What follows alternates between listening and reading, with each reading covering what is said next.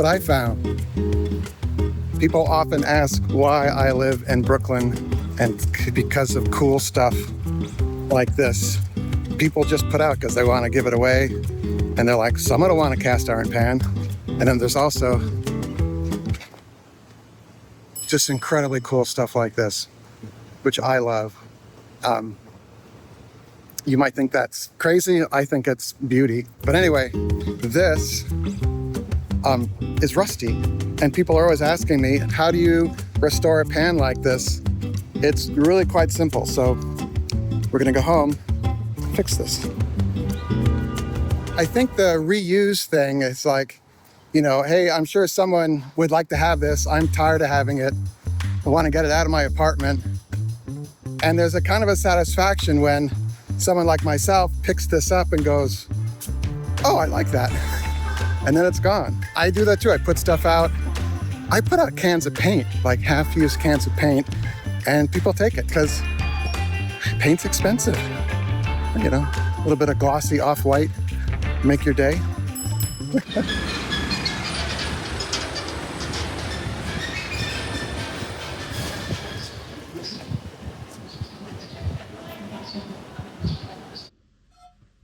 Here we are. I'm in my Brooklyn kitchen. Well, you and I are in my, we just moved to a new apartment and they kind of glitzed it up before we moved in.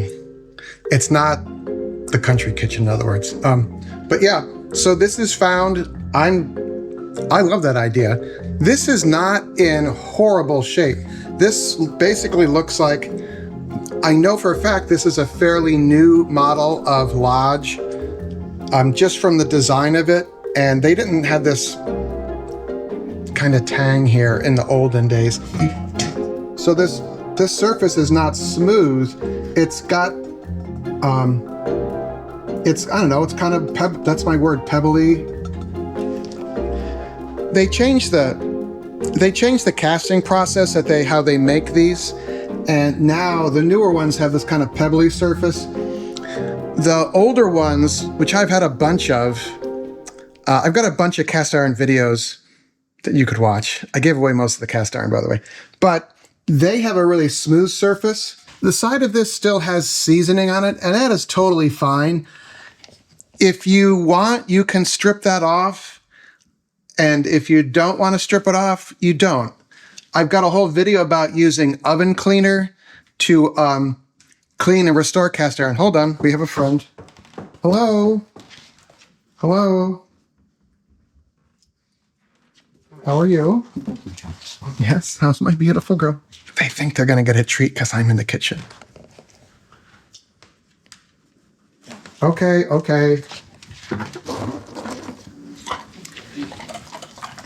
All right, you guys, you go lie down now, okay? Okay, we're gonna work.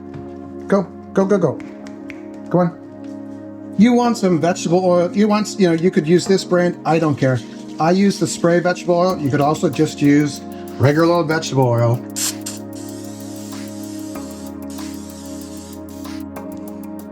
Inhaling the fumes of the spray vegetable oil. This doesn't have to sit overnight or anything. Get some paper towels.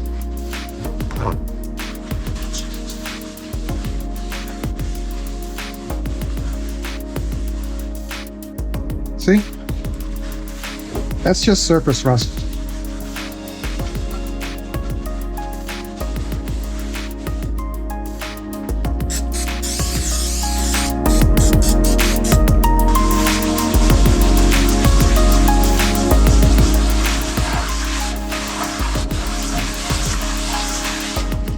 I know this is sacrilege. Some people. Oh no, you're using soap. This is horrible. Horrible. The majority of people that watch are great. It's maybe 0.1% that are like, you're doing it wrong. That's my cranky guy imitation. Yeah, you're back. I know. You've got your toy. This is a beautiful thing. Thank you. Here you go. Spike. Spike her. The Scrubby is your friend. If the rust isn't really coming off, you can use this. You could use a Brillo pad. I mean, it's it's cast iron steel, but anything like this, cut off rust really nicely. Just use vegetable oil. Do not use like WD-40 or something like that. That would be bad. Okay. Look at those suds coming out of a cast iron pan. Since this has been sitting on a Brooklyn sidewalk, I'm gonna wash the whole thing, not just the interior. You got this thing off the sidewalk? Oh my gosh, I'd never use that. So you have a couple choices here. You can take this outside and spray this with oven cleaner, put it in a bag and let it sit, or you could spray with oven cleaner and then 5 minutes later, start the seasoning we'll wash off the oven cleaner. I don't think that's necessary here. Garden Fork is all about done is better than perfect, and what I want is a perfect grilled cheese sandwich.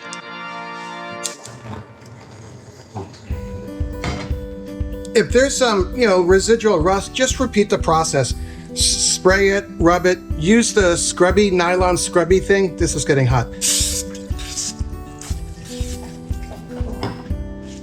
Just at the get-go, I'm just gonna do a thin film of oil all over the thing and then wipe it out.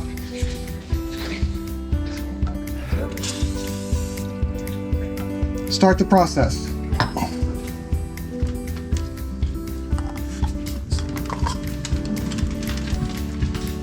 There's so many ways to season a pan, and I'm all about simple, So simply, you can cook in your pan, wash it out with a little soap.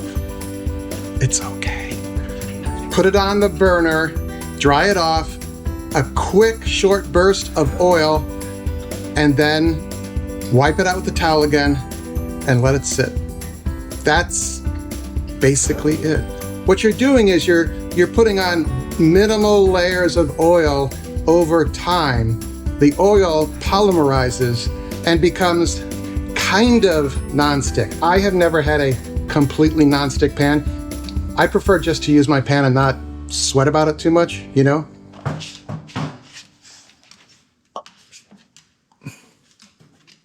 you go. Thank you. Okay, go. Go on. What's even better than oil or butter, this is the secret to many a masterful grilled cheese sandwich. Maybe that's a little too much. You're either nodding your head going, yeah, mayonnaise, or you're going, mayonnaise?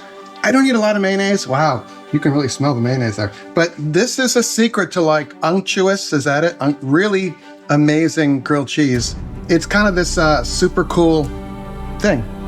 So I'm a pro mayonnaise grilled cheeser. That should be a hat, pro mayonnaise grilled cheeser. You've made a delicious grilled cheese sandwich. You've saved, this is a $40 pan. It's still a little warm. Let's put that down. It's not rocket science. It's really simple. It can be really complicated. You can make it complicated if you want, and that's totally fine.